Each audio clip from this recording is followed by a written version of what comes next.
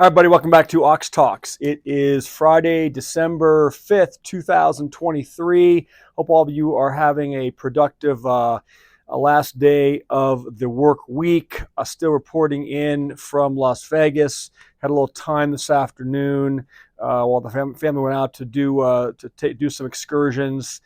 Stayed back, returning some emails, dealing with a couple client calls. Thought I would take a few minutes to put up a video here for everyone today. I saw a couple articles I thought were very interesting. I also received some anecdotal, well, it's not anecdotal, it's actual stories from a couple of friends of mine. One that pertains to real estate and one that pertains to the stock market, and more importantly, real estate investment trusts, REITs. So I'll get to that in a second. Before I begin, I want to thank each and every one of you for subscribing to the channel, for taking your valuable time to watch these videos. Please like the videos, hit the thumbs up button, hit the bell notification, do all those things, please. Last I checked a little while ago, we were at 3,988 subscribers. So if there are 12 of you watching that haven't yet subscribed, I would really appreciate that if you hit the subscribe button, and let's get this channel to 4,000.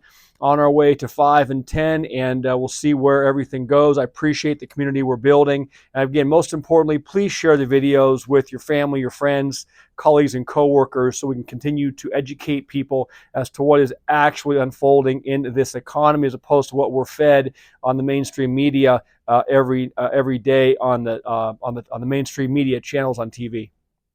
Okay, first story is a friend of mine owns, in our local area, owns a residential property. He has it listed through Airbnb, and he's done real well over the years with this property. And he always gets substantial interest in our community for February, March, and April, which is, coming into the springtime. Very popular for those kinds of rentals, for people coming into town. For the festivals and for spring break and such. And he just sent me a text earlier today and said that he has received absolutely zero interest in his rental property for February, March, and April. He said it's the least amount of interest he's had in about 7 years doing this. And he has a friend of his who also owns, I think this person owns, has one listed through the other rental company, and that person also is seeing and reporting no interest in that rental property. That's VRBO, excuse me. So that's some information from the Southern California area. I think that you're going to start to see, and my friend agrees, a flood of these properties hitting the market, because if people aren't renting them, they're not able to cash flow these properties to service the debt on the properties, the mortgage, the taxes, the insurance. They are going to be flooding onto the market. And that is going to further depress prices, I think, as we move throughout this year and into next year. Those are need to sell people. You're also going to have some people that simply, are in default and literally are going to lose those properties to foreclosure because they simply can't afford to pay the debt on the property while it's listed for sale. And if the debt exceeds the listing price and they can't afford to make up the difference, they'll just give it back to the bank. They won't be able to sell it and write a check to escrow to clear the debt on the property. So let's watch that. I think that's going to be a huge story this year and into next. The next story is another friend of mine has been investing in the real estate investment trust stuff. And this one's particularly, I won't give the ticker symbol, but it's a medical properties REIT. And he's loved this investment because it pays large dividends. And I don't know exactly at what price he bought in, but he's got about 50,000 shares of this REIT. And today, that REIT, some news came out that one of their large tenants, these medical property tenants, hasn't paid their rent for several months, as looking at default. The value of that REIT, the share price of that REIT dropped 30% today, which was obviously a 52-week low for the stock. I pulled it up a little while ago. 1 year ago, that stock was trading at $13.12. Today, it's trading at $3.50. By my calculation, that's a 75% loss in the value of those shares of that REIT. And my friend, has sung the praise of this REIT because of the dividends it's been shooting off. But look, if you lose 75%, again, depending on when you bought in, but if you lose 75% in the last year of the value of the principal of your investment, who cares what the dividends are? You hear that thing, would you rather receive return on your money or return of your money? Again, I bang my head against the wall. I'm sure this is probably a six-figure loss right now for this good friend of mine. Don't know the exact details, but it doesn't make any sense to me. So use caution. His story all along was no, medical properties won't have the same downturn as the office buildings are having and some of the other commercial properties. And look, nothing is immune from it. So another story I wanted to report to you that I thought was very important. Some of these investments, they tantalize substantial dividends. Look, I wouldn't be surprised if this company now being down 75% in a year, first thing they're going to do is cut dividends. So you're going to have a cut in dividends and you're going to have a tremendous loss of your principal. So two stories there. The next couple things I wanted to discuss was some news I saw today. The market finished flat.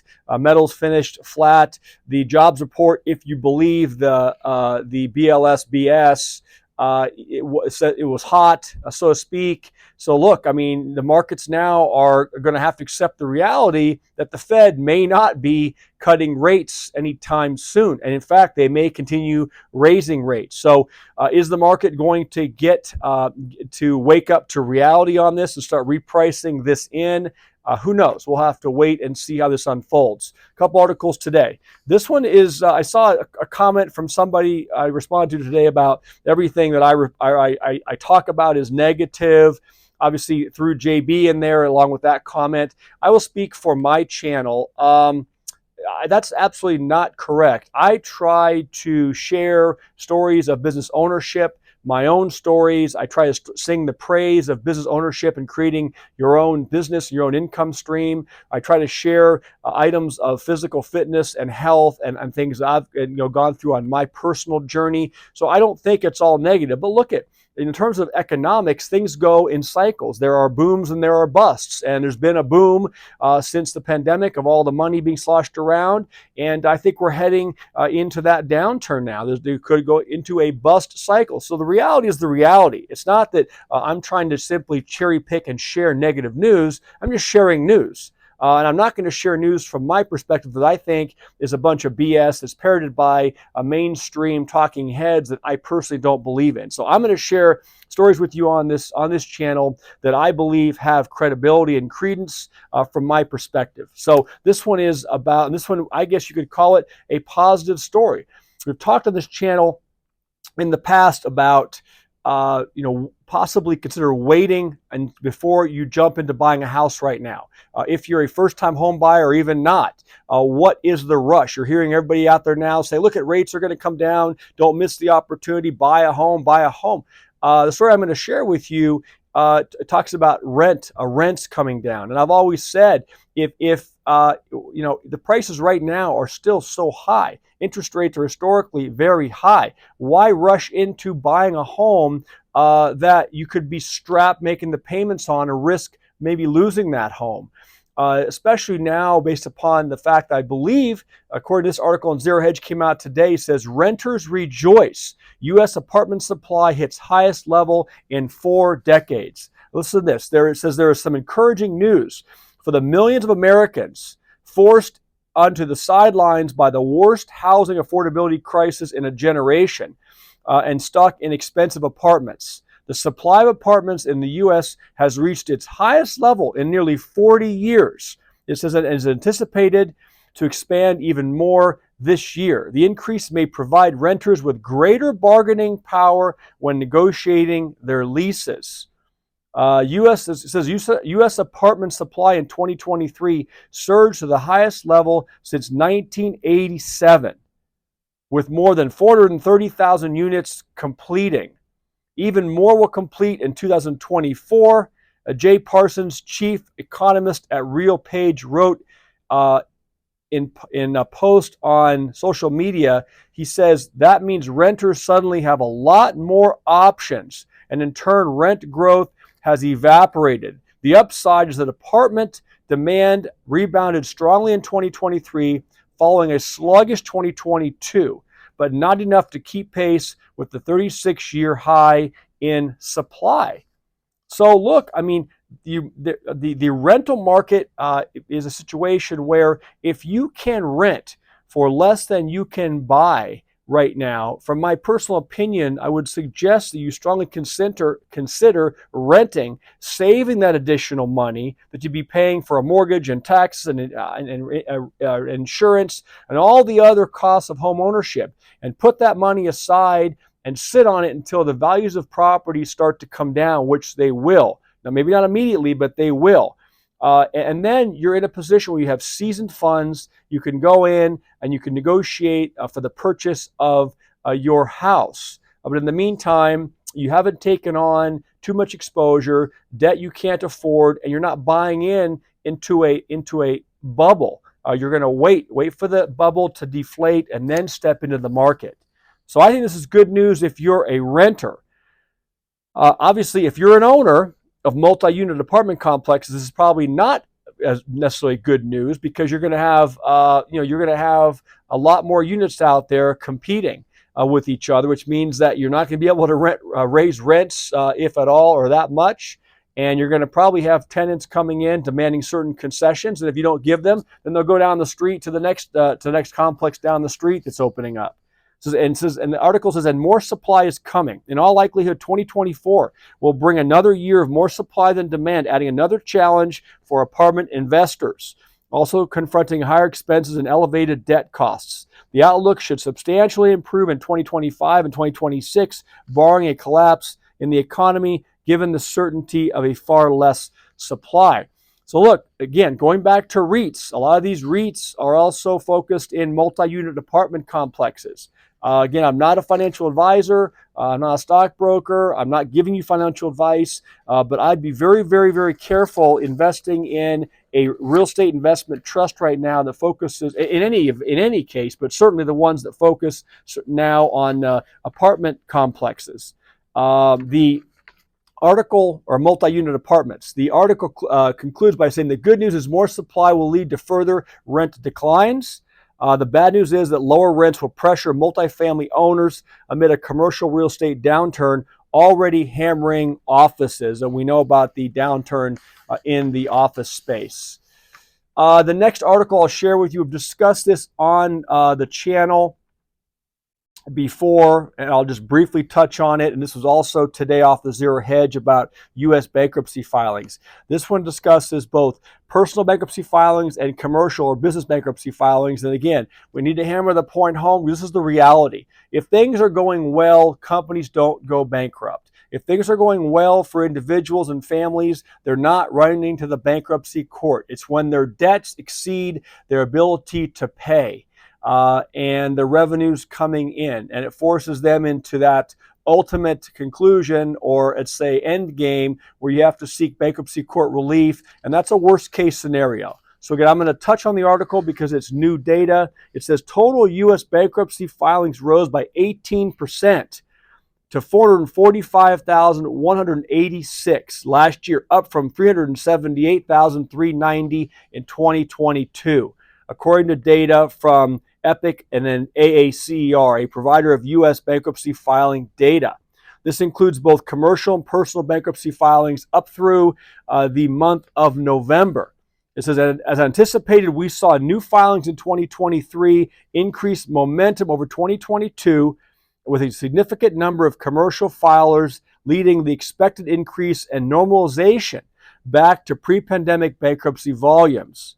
Listen to this. It says, quote, we expect the increase in number of consumer and commercial filings to continue into 2024.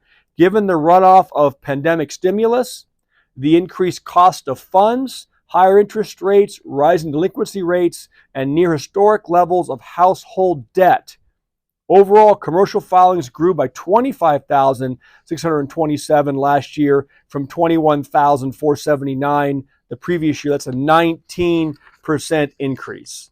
According to a report by S&P Global Market Intelligence, there were 591 corporate bankruptcy filings in 2023 through November, which is the highest for this period since 2020, and the second highest, listen to this, since 2010. And we all know what was happening in 2010. Things were literally collapsing. It says retail will be particularly hot sector next year for bankruptcies. There are plenty of retailers that saw a boom in profit during the pandemic that have since dried up.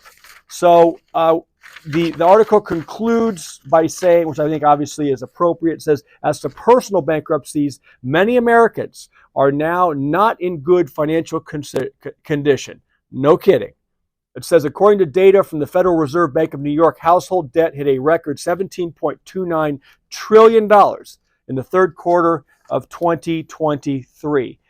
So there's the bad economic news. I think the story about the rents decreasing is probably good news for families that are struggling to pay rent. If you're already in an existing agreement, or if you're on a month-to-month contract, you may want to go to your landlord and negotiate a better deal. I mean, if you have other options to move down the street, again, not financial advice or legal advice, but think about this stuff. Use it how you see fit. I've gone a little bit long on the video today, but I wanted to share those other stories, things I got from my couple of buddies of mine today on real estate and on that real estate investment trust stock, both not good. So this is what's happening on the ground. This is reality, whether you like it or not. Let's talk about physical fitness. I did get up this morning. I went down to the gym facility here on the property, got 60 minutes of cardio in. I did 20 minutes on the treadmill to warm up, 20 minutes on the elliptical, and then 20 minutes on the upright bike. It's comfortable for me, and it makes me feel good. Not doing weights for a few days, taking a little break, letting the body rest and recover until I get back at it on Monday. I hope that all of you are taking the opportunity as the new year has started to put in place a physical fitness regimen. Start small, start doing some walking, getting your steps in, do some strength training, whatever is within your capability, and obviously dealing with whatever physical limitations you have, do something. I think that's really, really important. With that being said, and don't forget hydration, get that water in. I'm trying to get back to my gallon a day. I started to kind of get a little bit off track with that the last few weeks of the year with all the functions and things we were going to. But I hope you've enjoyed the content. Please, if 12 of you can get me to 4,000 today, I'd much appreciate it. I don't know, tomorrow's going to be a travel day back for us, so I don't know if I'll have time to get a video up tomorrow. It may be a dark day for Ox Talks, but I will for sure get something up for all of you on Sunday. All right, have a great evening. Bye.